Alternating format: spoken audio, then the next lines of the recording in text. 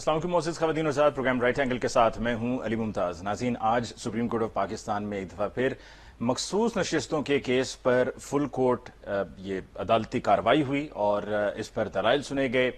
Election commission کے جو وکیل تھے ان کی طرف سے بھی دلائل دیے گئے اور اس سماعت کو اب پرسوں یعنی کہ جمعرات تک ملتوی کر دیا گیا ہے۔ سوال پھر یہی ہے کہ مخصوص نشستیں کس کے حصے میں جائیں گی؟ جو فیڈرل گورنمنٹ کی اتحادی جماعتیں ہیں، پاکستان مسلم نواز، پاکستان پیپلز پارٹی، متحدہ قومی موومنٹ، ان سب کا یہ کہنا ہے اور پی ایم ایل کیو بھی کہ یہ مخصوص نشستیں ہمیں ملیں گی، اس لیے کیونکہ ہم نے وہ فہرست دی تھی الیکشن سے پہلے اور سنی اتحاد کونسل نے نہ الیکشنز میں کنٹیسٹ کیا اور نہ ہی ان کی طرف سے وہ فہرست فراہم کی گئی۔ پھر سوال یہ بھی اٹھایا گیا کہ آخر ایسی کیا ضرورت پڑی تھی پاکستان تحریک انصاف کے انڈیپینڈنٹس کو کہ ان کو سنی اتحاد کونسل کو جوائن کرنا پڑا۔ اور پھر یہ بھی سوال اٹھایا گیا کہ کیا الیکشن کمیشن آف پاکستان نے 13 جنوری سن 2024 کے سپریم کورٹ کے فیصلے کی غلط تشریح کی اور اس غلط تشریح کے نتیجے میں پاکستان تحریک انصاف کے جو کینڈیڈیٹس تھے ان سے ان کا انتخابی نشان لے کر یعنی کہ بلہ لے کر ان کو آزاد اراکین کے طور پہ، آزاد امیدواروں کے طور پر ان کو مختلف سمبلز دے دیے گئے۔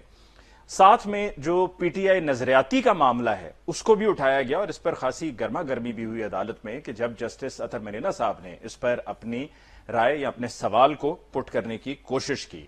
دوسری طرف آپریشن عزم استحکام، اس پر پی ٹی آئی کو اور خاص طور پہ پی ایم ایل این کو اور دیگر اور جماعتیں، جماعت اسلامی بھی اس میں شامل ہے، جو سٹیک ہولڈرز ہیں اے این پی کے، ان کو جو اعتراضات تھے وہ اعتراضات ایک طرف، لیکن وفاقی کابینہ سے عزم استحکام کو منظور کر لیا گیا ہے۔ آج کے پروگرام میں ہم اسی حوالے سے بات کریں گے اپنے معزز مہمانوں کے ساتھ، لیکن باقاعدہ گفتگو کا آغاز کرنے سے پہلے ہمیں لینا ہے ایک مختصر وقفہ۔ ملاقات ہوگی وقفے کے بعد۔ Welcome back after break. جی، آج کے پروگرام میں ہمیں جوائن کیا ہے پاکستان پیپلز پارٹی سے بیرسٹر عامر حسن صاحب نے۔ عامر صاحب کا بہت بہت شکریہ کہ آپ نے ہمیں جوائن کیا۔ پاکستان تحریک انصاف سے ہمیں جوائن کیا ہے فردوس شمیم نقوی صاحب نے۔ نقوی صاحب، آپ کی بہت بہت شکریہ for joining us on the show tonight. اور پی ایم ایل این سے ہمیں چودھری نور الحسن تنویر صاحب کچھ دیر میں جوائن کریں گے، جیسے ہی وہ ہمارے ساتھ شامل ہوں گے تو ان سے بھی ہم یقیناً ان کی رائے جانیں گے۔ سب سے پہلے فردوس شمیم نقوی صاحب، آپ سے گفتگو کا آغاز کرتے ہوئے، کیا آپ کی پارٹی کو اب بھی اعتراضات ہیں، جو کہ آج بھی یہی اطلاع سامنے آئی کہ آپ اس آپریشن یا عزم استحکام کے حق میں نہیں ہیں؟ اس کے پیچھے جو وجوہات ہیں، کیا یہ وجوہات سیاسی ہیں یا چونکہ سیاسی کے ساتھ ساتھ آپ اس کو بھی شامل کر لیں کہ چونکہ آپ کا وہ الیکٹرل کالج ہے، آپ کو وہاں سے ووٹ پڑتا ہے تو اس کو آپ سیف گارڈ کرتے ہوئے آپ کی ریزرویشنز ہیں، اس وجہ سے آپ اس کی مخالفت کر رہے ہیں؟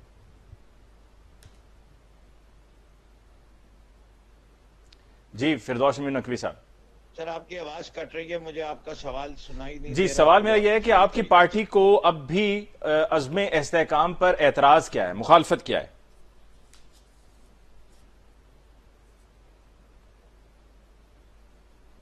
فردوس صاحب۔ جی، میں آپ کا اگر سوال سمجھاؤں کہ آپ پوچھیں ہماری پارٹی کی کیا پوزیشن ہے عزم استحکام پر، کہ جی ہاں۔ ہمیں اعتراض ہے یا بنیادی طور پہ ہمیں ہمیشہ سے تاریخی طور پہ سویلین آبادی کے اوپر کسی قسم کے بھی ملٹری آپریشنز پہ اعتراض ہے۔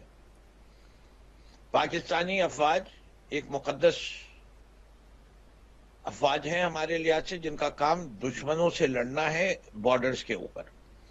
اندرونی مسائل کے لیے ہمارے پاس پولیس موجود ہے، دوسرے ادارے موجود ہیں، پہلے کاوش ہیں ان کے ذریعے ہونی چاہیے۔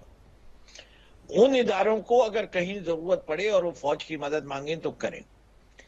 فوج کا استعمال اپنی آبادی پہ فوج اور آبادی کے درمیان فاصلے پیدا کرتی، اور کوئی ملک کی فوج لڑ ہی نہیں سکتی جب تک اس کے عوام اس کے پیچھے نہ کھڑے۔ ہم نہیں چاہتے کہ دوبارہ سے کوئی ایسی بات ہو کہ جی کسی کی جگہ کی ہے اس لیے ظلم ہو گیا، اگر وہ والے فوجی آتے تو ظلم نہیں ہوتا، اس کی جگہ کے فوجی آئے ہیں تو ظلم ہو گیا۔ فوج اپنے عوام کے اوپر گولی نہیں چلاتی، ہم نے ماضی میں بھی دیکھا ہے، نہ چلانا چاہیے، اس سے کہ وہ انہی کی تو حفاظت کے لیے۔ گولی جب چلتی ہے تو unless until it's a very targeted operation, it's very dangerous۔ اور ٹارگیٹڈ آپریشن کا اپروول دینے کے لیے آپ کے پاس انٹیلیجنٹ بیس اور اس کے اوپر فیصلے کرنے والے بڑے مضبوط اور سمجھدار لوگ چاہیے. ماضی میں ہم نے وہ سمجھداری ابھی تک دیکھی نہیں. اسی لیے آج مسئلہ یہ ہے کہ 1971 سے لے کے اب ہم 2024 میں کھڑے. آپ اپنا بلوچستان کا مسئلہ حل نہیں کر سکے.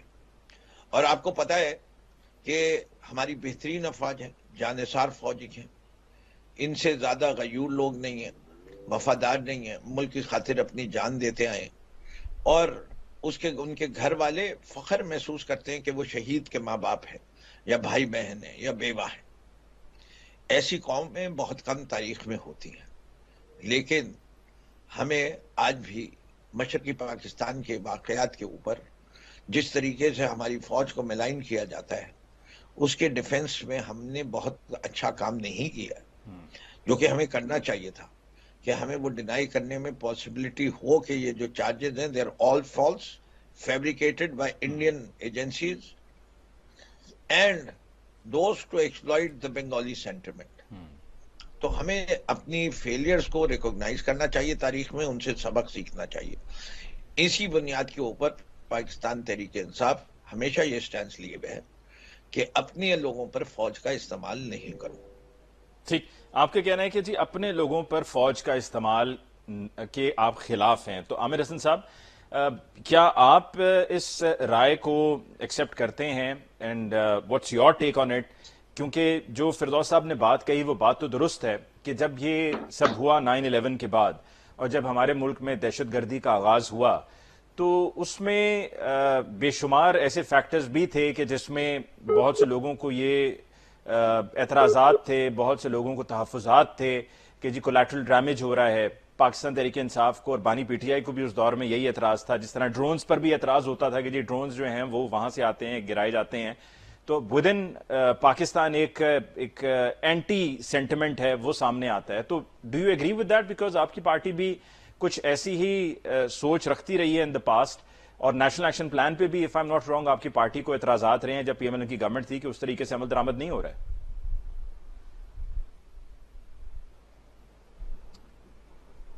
جی عامر حسن صاحب.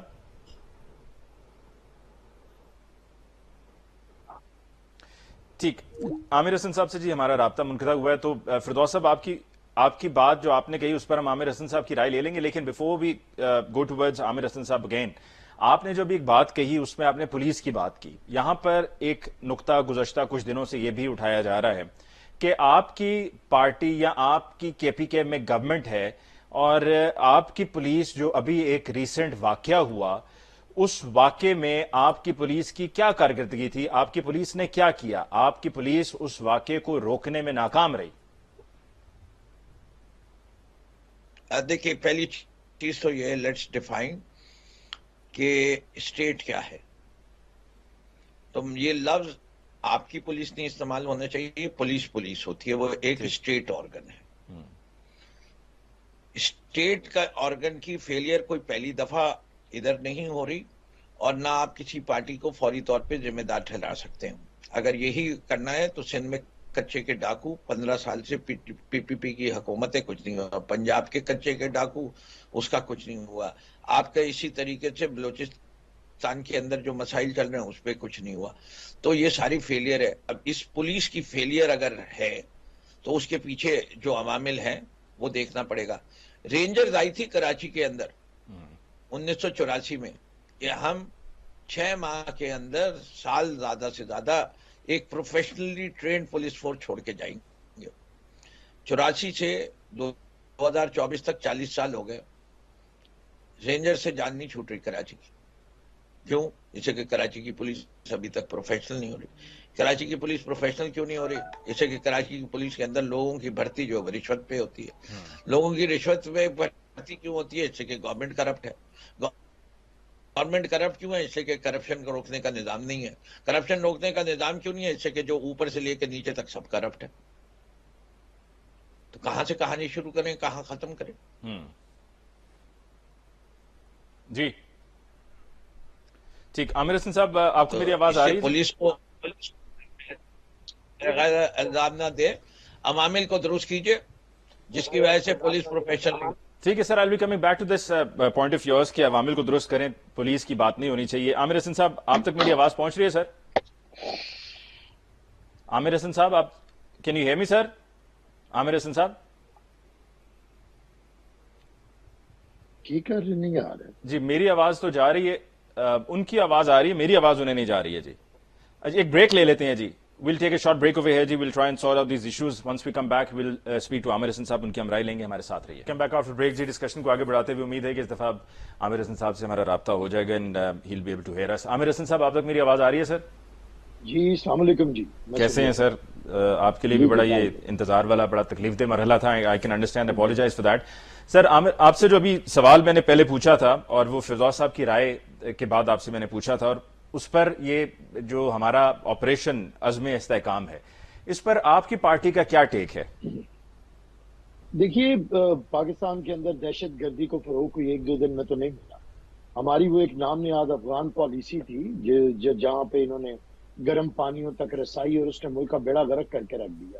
اس پالیسی کے تحت اس پہ جنرل ضیاء شامل ہے اور پھر نقطۂ عروج پہ جنرل مشرف کے دور میں پہنچی. لیکن ان ادوار کے اندر پاکستان کے سماج کے اندر ایک انتہا پسند سوچ پیدا بھی ہو گئی اور طالبان کے اور دہشت گردوں کے ہمدرد پیدا ہو گئے پاکستان کے اندر. آپ کو یاد ہوگا 2007 میں محترمہ جب واپس آئی, انہوں نے کہا کہ پاکستان پہ کا جھنڈا کون لہرائے گا, میں لہراؤں گی, آپ لہرائیں گے.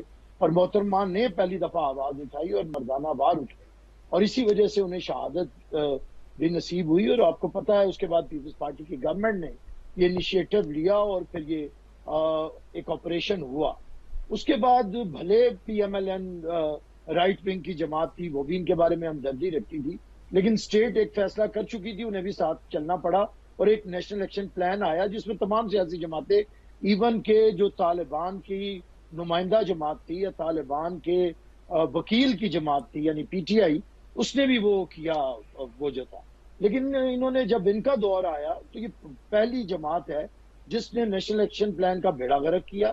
جن لوگوں نے دہشت, اور یہ اوپنلی کہتے ہیں کہ ہم اتنے ہزار دہشت گردوں کو واپس لائے. ان کے صدر نے سینکڑوں, جنہیں پاکستان کی عدالتیں سزائے موت دے چکی تھی, ایک قلم کی جنبش سے ان کی سزائیں ختم کی, جیسے کہ وہ سوات کا وہ مسلم ہے, ٹی ٹی پی کا, اور اس طرح کے بہت سے لوگ ہیں سینکڑوں, اور خود یہ کریڈٹ لیتے ہیں کہ ہم نے رہا کیا. اور آج بھی یہ یہی کہہ رہے ہیں کہ ضرورت نہیں ہے ان کے خلاف آپریشن کرنے کی, ان سے گفت و شنید کریں.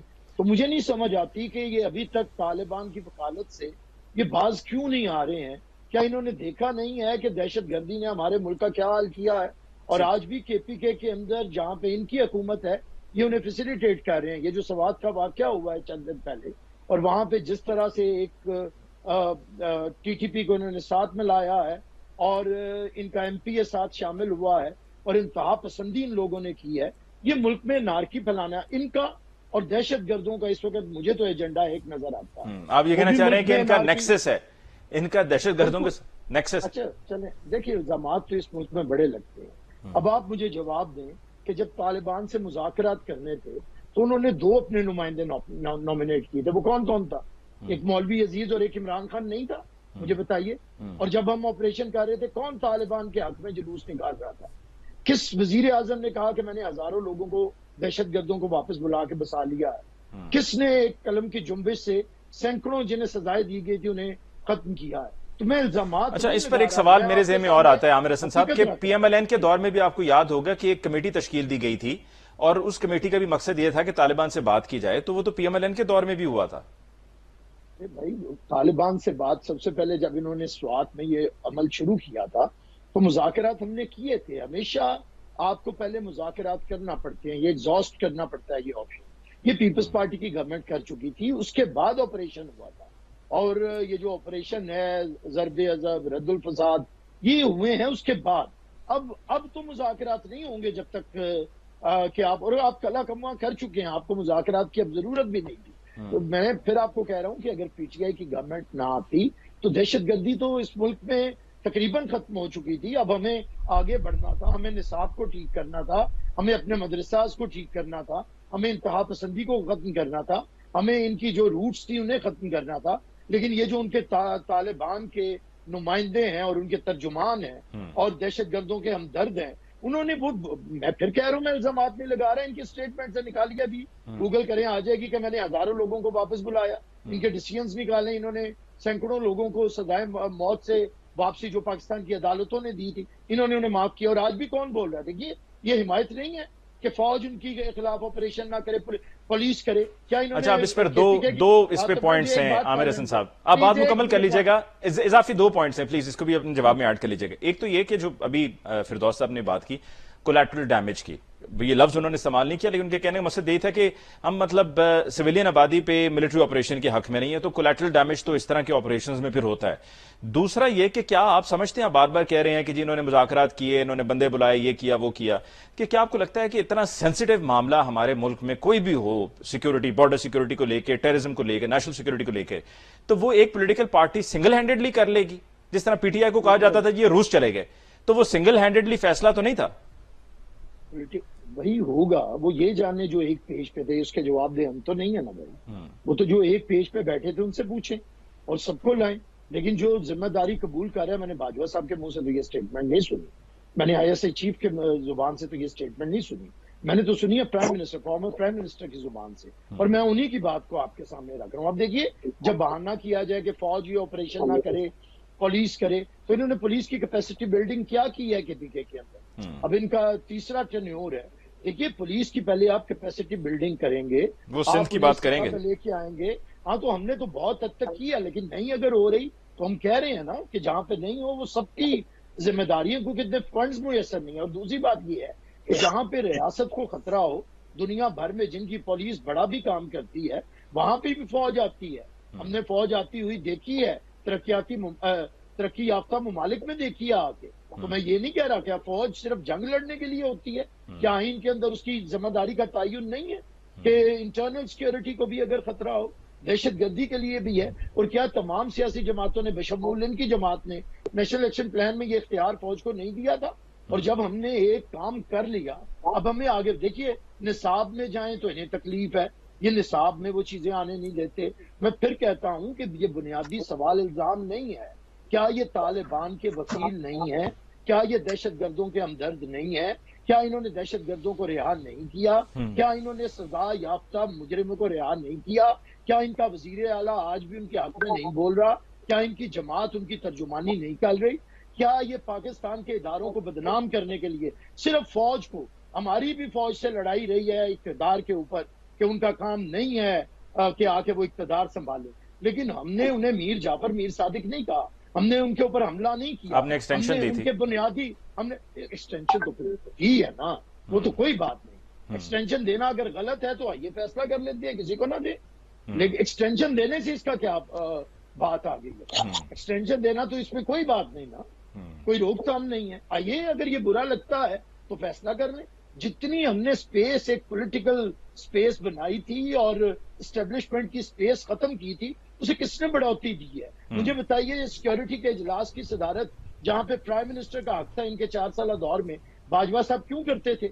और वजीर आजम आता नहीं था, हमें बुलाया जाता था, हम ये पॉइंट उठाते थे कि बाजवा साहब आपका काम नहीं है कि इसकी आप सदारत फरमाएं, वजीर आजम को बुलाएं, और वजीर आजम मफरूर होता था। ये किसने अपनी स्पेस को ठीक है, आपकी चार्ज शीट है एक तरह से, this is sort of a charge sheet against, a charge sheet from PTI, from peoples party against, reality रखी है अगेंस्ट पीटीआई। तो बताइए जी फिरदौस साहब, आपने इल्जामात सुन लिए, तवील इल्जामात हैं जो आमिर हसन साहब की तरफ से आपकी पार्टी पर लगाए गए हैं और आपकी पार्टी की लीडरशिप पे।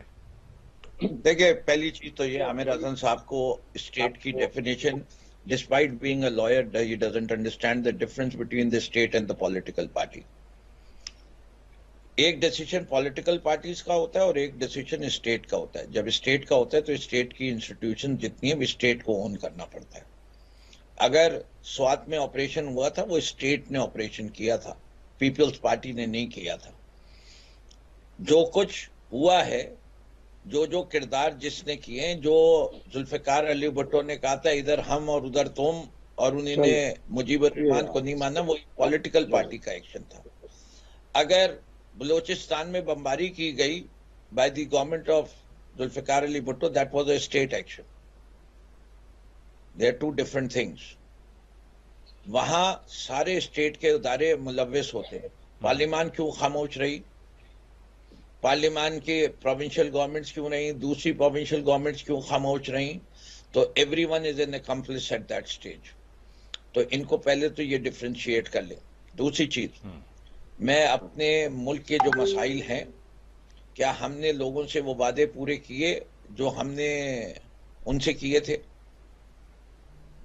अभी भी आपने लार्जेस्ट इंटरनली डिस्प्लेस्ड पॉपुलेशन जो है, आईडीपी जिन्हें आप कहते हैं, उनसे जो वादे किए थे, जो कंपनसेशन की थी, जो फाटा से आपने करके ऑपरेशन किया था, क्या आपने वादे पूरे किए?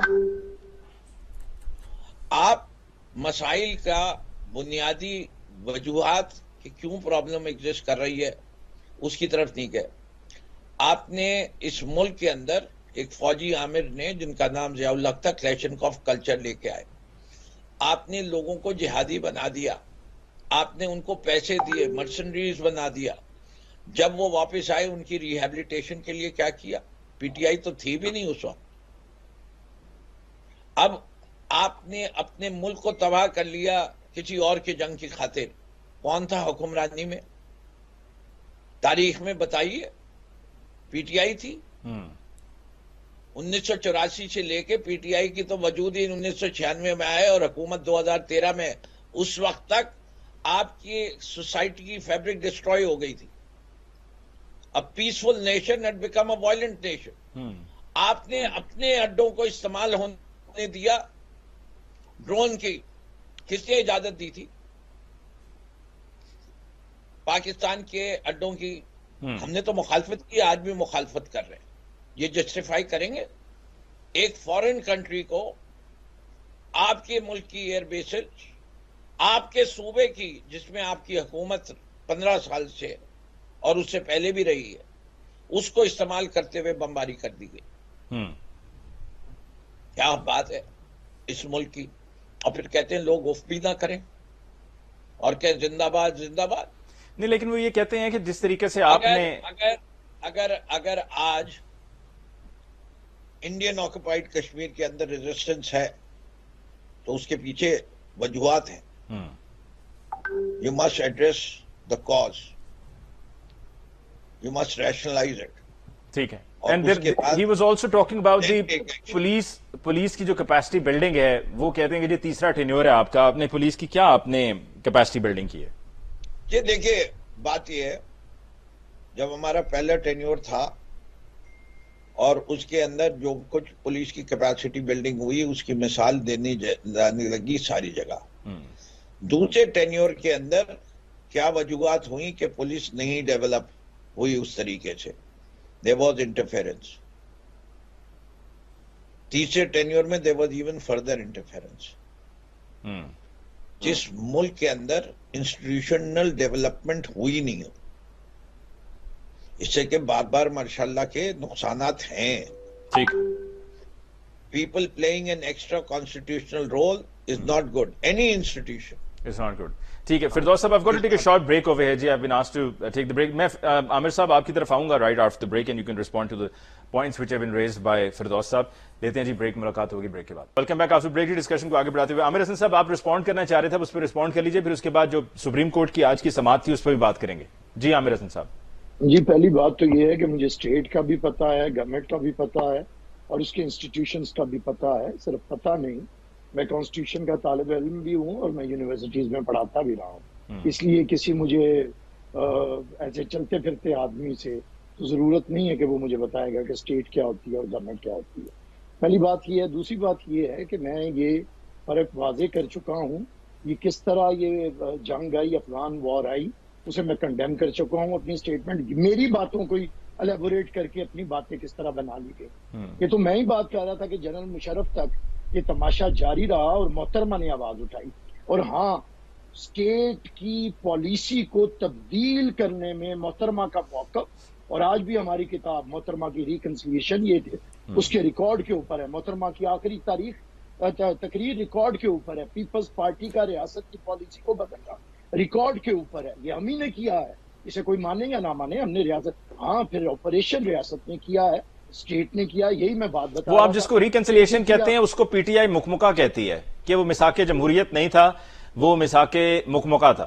چھوڑیں ان کے گندے لفظ، ان کی گندی میتھولوجی، ان کی گندی جو ہے بلو دا بیلٹ گفتگو، اس پہ میں کیا بات کروں. وہ ایک کتاب ہے مفاہمت، جسے دنیا میں یونیورسٹیز میں پڑھا جا رہا ہے، اور ان کا کون ہے یہ ٹک ٹاکر سیاستدان. مکمکا ہوتا یہ ہے کہ کسی کے گھر جاؤ اور کسی کے گھر کا حیا نہ رکھو اور بعد میں تباہی مچا دو، اسے مکمکا کہتے ہیں. مکمکا اسے نہیں کہتے کہ تہذیبوں کے درمیان تصادم کو روکنے کے لیے کوئی نظریہ پیش کیا جائے تو اسے آپ مکمکا کہہ دیں. یہی جاہل میں فرق ہوتا ہے. یہ جاہل لوگ ہیں، جاہلوں سے کیا بات کی جائے. اور پھر میں نے وہی بات جو رکھی تھی وہ سامنے ہے. میں تب کی بات کر رہا ہوں جب سے ریاست نے اور اسٹیٹ نے فیصلہ کیا کہ ہم نے دہشت گردی کے خلاف ایک موقف اپنا کے آپریشن کرنا ہے. اسے سیبوٹیج کس نے کیا ہے، اسے کس گورنمنٹ نے خراب کیا ہے، یہی سوالات میں نے رکھے. اور میں نے اس میں کوئی یہ نہیں باتیں کہ الزامات لگائے. میں نے آپ کو کہا ہے کہ آپ ابھی اسٹیٹمنٹس چلا دیں. پرائم منسٹر نے کیا دہشت گرد نہیں رہا کیے ہیں؟ تو پھر یہ بات ہے کہ جب تک آپ دہشت گردوں کی ہمدردی ختم نہیں کریں گے اپنے اندر سے. اور آج بھی دیکھیے کون چاہتا ہے صرف اس لیے، اور میں بات کچھ کر رہا ہوں انہیں بھٹو یاد آ جاتا ہے. آج کل انہیں مجیب کا بڑا دکھ لگا ہوا ہے، یہ مجیب کے رشتہ دار ہو گئے ہیں. اعلیٰ نیازی کا رشتہ دار تو وہ جنرل نیازی تھا جو ہتھیار ڈال کے بھاگا تھا، رشتہ دار تو وہ تھا. لیکن آج کل انہیں پیار جاگا ہوا ہے مجیب الرحمان کا، اور جنرل نیازی کی بات ہی نہیں کر رہے. یہ تو فضول سے لوگ ہیں. جس وقت انہیں کسی کی ضرورت ہوتی ہے استعمال کی. یہ تو بھاڑے کے ٹٹو ہیں، ان کی کوئی اپنی تاریخ نہیں ہے، کوئی آئیڈیالوجی نہیں ہے، کوئی اسٹرگل نہیں ہے.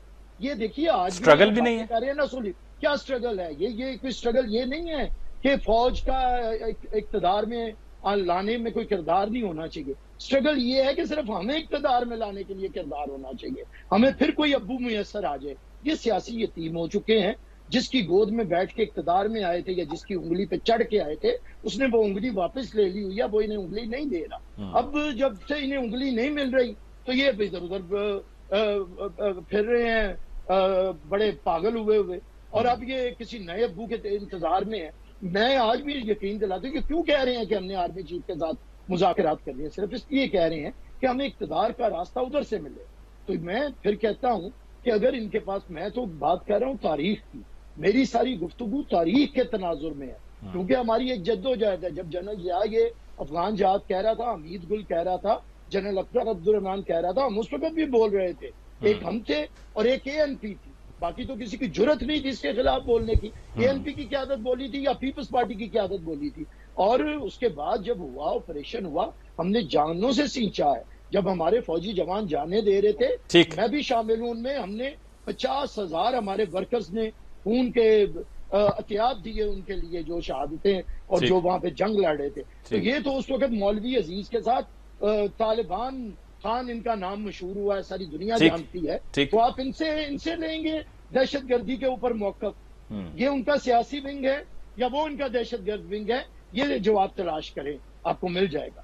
ان سے اس کی چیز کا نہ لیں، یہ تو اس کے ہمدرد ہیں. ان کے آپ کو کیا بتائیں گے؟ جی فردوس میم نقوی صاحب، closing comment from your side as far as this particular topic is concerned, پھر اس کے بعد مخصوص نشستوں پر جائیں گے. سر آئی تھنک سو جو کچھ اور جو زبان اور جو لہجہ ان صاحب موصوف نے اس وقت اختیار کیا، آپ کے ناظرین خود فیصلہ کر لیں گے کہ جاہل کون ہے. مجھے کہنے کی روزانہ میرے سے بےعزتی. اچھا عامر حسن صاحب، آپ نے جب بات کی تو فردوس صاحب بڑے تحمل سے آپ کو سنتے رہے. بغیر رہتا نہیں ہے. میرے ذات پہ میں نے اس کی گفتگو ہی نہیں کی. اس کی ذات پہ میں نے کب گفتگو کی ہے؟ وہ بھی آپ کا صرف یہ کہہ رہے ہیں کہ آپ کا جو الفاظ کا چناؤ تھا یا لہجہ تھا. علی صاحب میری بات سنیں، یہ ایک بڑھا آدمی ہے. میں بار بار کہہ چکا ہوں اپنی عمر کا لحاظ رکھے، میرے سے بھی یہ لہجہ اختیار نہ کروایا کرے. ٹھیک ہو گیا، باز نہیں آتا. یہ سینکڑوں پروگرام ہے. آپ نے جو بھی کہنا ہے عامر حسن صاحب، جب میں آپ کی طرف آؤں گا آپ اس پر آپ اپنی باری پر کھل کر بات کیجئے گا. جی فردوس صاحب. گفتگو نہیں کریں، جو میں نے باتیں کی ہے اس کا جواب. جی فردوس صاحب. دیکھیے میری ذات پہ گفتگو نہ کرے. پھر یہ بہت الفاظ کے چناؤ میں فرق کیا ہوتا ہے. ایک شخص جو سامنے میرے بیٹھا ہے عمر کے لحاظ سے میرا بزرگ ہے، اسے اپنی بزرگی کا لحاظ کرنا چاہیے، یہ بھی کہا جا سکتا ہے. اور ایک طریقہ یہ ہے کہ یہ جو بھیا میں بہت دفعہ کہہ دوسٹ چکا بیٹھا ہوا ہے 40 پروگرام. ٹھیک ہے عامر صاحب میں آپ کی طرف آؤں گا. عامر صاحب پلیز لیٹ ہم پلیز کمپلیٹ, اس کے بعد I'll come back to you. یہ ہمیشہ ذاتی جھگڑے میں عامر حسن صاحب اور کی پروگرام تعلیم و برباد کر تربیت دیتا ہے, ایشوز کے اوپر گفتگو تعلیم و نہیں تربیت کرتا, کا دہشت احساس گردی پہ سب کو گفتگو ہو کرے. گیا. چلیں فردوس صاحب عزم استحکام پر بات کر لیتے ہیں. یہ کیا کس نے کہا وہ اس کو ایک طرف رکھ دیتے ہیں. دوسری بات شروع کر دیتا ہے. جی مجھے کہا تھا آپ کرتا ہے پروگرام. میں فردوس عزم صاحب استحکام کے بارے میں کسی ایسے آپریشن کا ساتھ نہیں دوں گا جس کے ذریعے مسنگ پرسنز پیدا ہوں, جس کے ذریعے مسنگ پرسن, یہ جو جتنے بڑے علمبردار بن رہے ہیں, مسنگ پرسنز کی تاریخ ان لوگوں کے دور میں شروع ہوئی. ہمارے ڈیفنس میں ایک مسنگ مدر ہے, اس کا بھی جواب دو. جوان بچوں کی مسنگ مدر, اس کا میاں عدالتوں میں سر عامر حسن صاحب وہ بات عزم استحکام پر اور مسنگ پرسنز پہ بات کر رہے ہیں. آپ نے بھی کہا کہ پرسنل ریمارکس نہیں ہوں گے, آپ نے پی ٹی آئی کی لیڈرشپ کے بارے میں اب آپ پرسنل ریمارکس دے رہے ہیں تو پھر اس پہ رسپونڈ تو کریں گے. جی فردوس صاحب ان کے پاس بےہودگی کے علاوہ کچھ اور نہیں ہے. ابھی میں ان کے لیڈر کی بےہودگیاں, ان کی شادیاں, ان کی دولت کمانے کا ذکر شروع کر دوں گا تو یہ ایک ویسے ہی مڈ سلنگنگ میچ ہو جائے گا. جوکر ہے. اور ان کی عادت یہ ہے کہ ہر پروگرام میں یہ اس کے علاوہ کچھ اور کرتے نہیں ہیں, اس سے کہ ان کے پاس نہ دلائل ہیں نہ جواب ہے, اور یہ مجھے بولنے نہیں دیتے. میں دلائل دے چکا ہوں. یہ سمجھتے ہیں کہ اگر میں نے بول دیا تو ان کا جو رہا سا بھی ہے وہ بھی فارغ ہو چکا ہوگا. چلیے میں آپ سے یہ کہہ رہا ہوں کہ مسنگ پرسن نہیں ہونے دیں گے, ہیومن رائٹس وائلیشن نہیں ہونے دیں گے, پولیٹیکل وکٹمائزیشن نہیں ہونے دیں گے, ٹارگیٹڈ آپریشن کے ہم فیور میں ہیں, ہم دہشت گردی کے خاتمے کے فیور میں ہیں, لیکن ہمیں ملٹری انٹرونشن کے بارے میں بہت ساری کنسرنز ہیں. اور میں یہ سمجھتا ہوں کہ مسئلہ پارلیمان میں ڈبیٹ ہونا چاہیے. خیبر پاختونخوا اور صرف کے پی کا مسئلہ نہیں ہے, یہ جو عامر حسن نے بنایا, کیا پنجاب میں دہشت گردی نہیں ہو رہی, کیا سندھ میں نہیں ہو رہی, کیا بلوچستان میں نہیں ہو رہی, تو آپ نے اس کو ایک صوبے کی طرف کیسے لے کے جا رہے ہیں.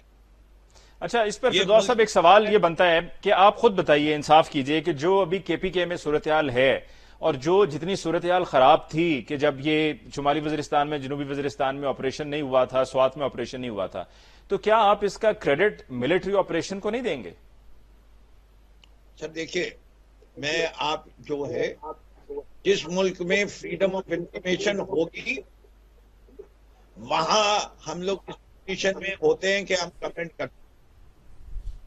بات یہ ہے کہ آدمی کے ساتھ دکھانے کے کچھ اور کھانے کے کچھ ہوں تو اس میں مسائل بہت زیادہ پیچیدہ ہو جاتے ہیں.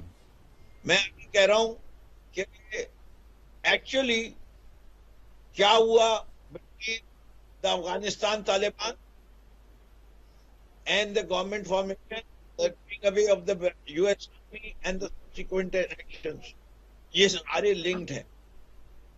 اس کے بارے میں ہم گفتگو کریں گے, پھر آپ کہیں گے سب اور یہ رہیے. آپ کے پاس یہاں انڈیا کی ایجنسیز را کا انوالومنٹ بلوچستان میں کے پی کے اندر کتنا ہے, ہم نے را کی ایجنسیز کے ساتھ کیا کیا افغانستان کے اندر, اس کے بارے میں کوئی رپورٹ نہیں دے سکتے. لاٹ آف جدھر ہاتھ بدے اور آپ بات کرنے معذور ہے. جیسے کہ آپ جب بات کریں گے پہلا سوال یہ ہوتا ہے کہ ہم نے بارڈر کے اوپر فینسنگ کر دی تو افغانستان سے دہشت گردی کیسے ہو, اور اتنے سال ہو گئے ہم پاکستان کے اندر جو دہشت گرد تنظیمیں اس کا خاتمہ کیوں نہیں کر سکے, اس کی وجوہات کوئی مجھے بتائے. یہ آج کا مسئلہ نہیں ہے, یہ جب سے ملا فضل اللہ کا سوات کے اندر جب گورنمنٹ تھی اس وقت سے چلے لے لیجیے, اسے 84 والے سے نہیں لیتے, تو آج بھی کتنے سال ہیں. اور اگر وہ ہماری سیکورٹی ایجنسیز ہیں اور آرمی ہے, شوڈ بس رپورٹ ڈیلی بیسس کہ یہ آپریشن میں ہمیں سکسیس کیوں ہو رہی ہے, اور آئندہ یہ آپریشن کتنا ہو جائے گا, یہ بار بار کیسے سر اٹھا لیتے ہیں. ٹھیک ہے فردوس صاحب, ہم بات کو آگے بڑھاتے ہیں because you moving towards the close of the program. جی Why can't we address the issue once and for all? Right, point taken sir. Aamir Hasan साहब, मखसूस नशिस्तों का केस, इस पर आज भी जजेस के सवालात थे, सख्त सवालात थे जो वकला से पूछे गए, और जाहिर सी बात है वो आप चूंकि समझते हैं द होल मैटर, क्योंकि आप खुद भी वकील हैं, कि ये सवालात जजेस ने पूछने होते हैं, क्योंकि अगर ये नहीं पूछेंगे तो जाहिर बात है क्लैरिटी का मामला होता है। लेकिन जो इलेक्शन कमीशन ऑफ पाकिस्तान के वकील साहब का जो रवैया था, जिस तरह से वो बात बात पे, अब जिस तरह पीटीआई नजरियाती की बात की अतर मैनला साहब ने, तो उस पर भी वो ऑफेंड हो रहे थे। जस्टिस आयशा मलिक साहिबा ने कोई बात की, सवाल पूछा, तो उस पर भी वो उनको बहुत बुरा लगा, नागवार गुजरा, और उनका जो लबो लहजा था वो नामुनासिब था। तो ये मखसूस नशिस्तों के मामले में आपको लग रहा है कि मामला सुलझने के बजाय हो सकता है कि ज्यादा उलझ जाए? देखिए, अगर तो अदालतों से फैसले करवाएंगे तो अदालत में फैसला एक के हक में आएगा, एक के मुखालिफ आएगा, तो वो उलझेगा। जब भी सियासी फैसले अदालतों में होती हैं तो कभी सुलझते नहीं। या आप पाकिस्तान की सियासी अदालती तारीख में देख सकते हैं जो भी फैसला हुआ है। नहीं, लेकिन अभी ये रिसेंट एक फैसला आपके हक में आया ना, जो कि जुल्फिकार अली भुट्टो साहब को लेकर था, ये आपके हक में आया, जाना माना कि ये पहले जब हुआ था वो भी एक अदालती फैसला था, लेकिन अब ठीक हुआ। अली भाई, वो सियासी फैसला तो नहीं था, वो तो एक सियासतदान को शहीद कर दिया गया था। उन्होंने अपने मुंह से एक नामुकम्मल दाग मिटाया। क्या उससे हमें क्या फायदा होगा? क्या भुट्टो साहब वापस आ जाएंगे? जो जुल्म हुआ उसकी कोई वापसी मुमकिन है? वो मैं तो सियासी फैसलों की बात कर रहा हूँ ना, कि सियासत कैसे चलेगी, उसके ऊपर जब अदालतें फैसले देंगी। वो तो जुल्म था, वो फैसला नहीं था। मैं तो सियासी फैसलों की बात। तो अगर पार्लियामेंट में ही पार्लियामेंटेरियंस ही इस पर इत्तेफाक कर लेते, सब बैठकर बात कर लेते कि ठीक है ये नशिस्तें मखसूस नशिस्तें, या तो ये फैसला हो जाता कि ना इधर ना उधर किसी को नहीं जाएंगी, या अगर जाएंगी तो फिर वो इंडिपेंडेंट्स जो आप सुन्नी इत्तेहाद काउंसिल में उनको दे दें, ताकि डेमोक्रेसी के लिए, डेमोक्रेसी को स्ट्रेंथन करने के लिए जरूरी था। ये अब फैसला पार्लियामेंट में हो जाता, अदालत में मामला ही ना जाता। मुझे थोड़ा सा मौका दे दें, जैसे आप दूसरे गेस्ट को दे रहे हैं, ताकि मैं अपनी बात मैं यही करने लगा था बात। देखिए, जब अदालतों से कोई सियासी फैसले आते हैं तो वो उनकी कबूलियत नहीं होती। अब ये सवाल एक मखमसा तो है, ये आईनी और कानूनी मखमसा है कि एक सियासी जमात ने इलेक्शन ही नहीं लड़ा, उसके नाम से ये सारे उसमें जाके शामिल हो गए हैं। अब उन्हें कैसे सीट्स दे दी जाए? सुन्नी इत्तेहाद काउंसिल के पल्ले तो एक वोट नहीं है पाकिस्तान के अवाम का, उसे किस तरह आप दर्जनों के हिसाब से चले? ये एक मखमसा तो है। मैं ये नहीं कह रहा इसका हल ये होगा या इसका हल ये होना चाहिए।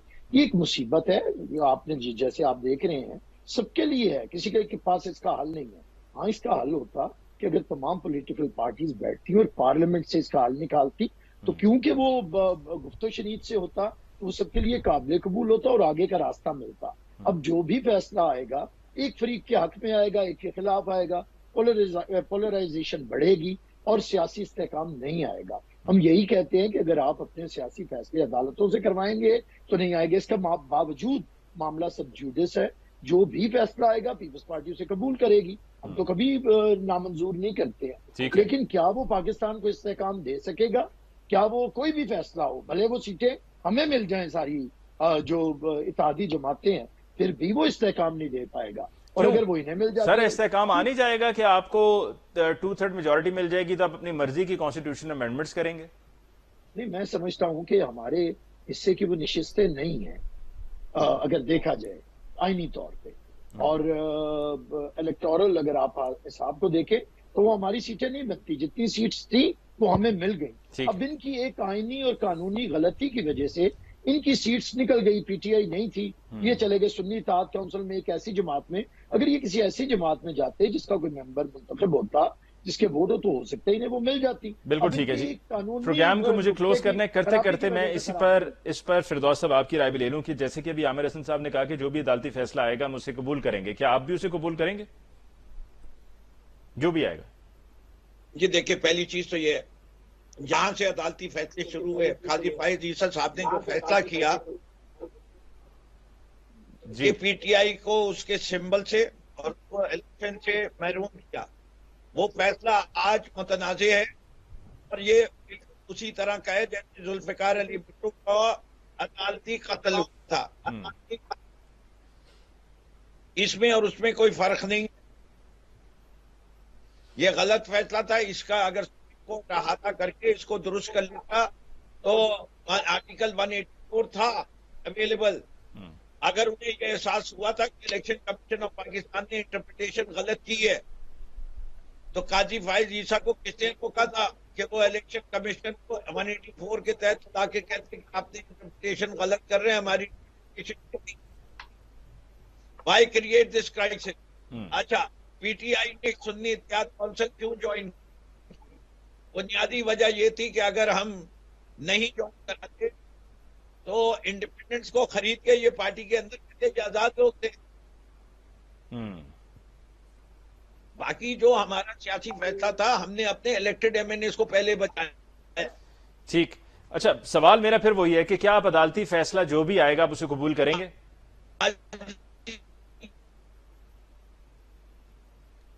جی سگنلز آپ کے ڈراپ ہو گئے ہیں فردوس صاحب اور پروگرام کے ٹائم بھی ختم ہو گیا. جی سگنلز آپ کے ڈراپ ہو گئے ہیں فردوس صاحب. I can not hear you, your voice is breaking up اور we are running short of time. جی عامر حسن صاحب آپ کو شکریہ ادا کرتے ہیں کہ آپ نے جوائن کیا. فردوس صاحب thank you very much for joining us.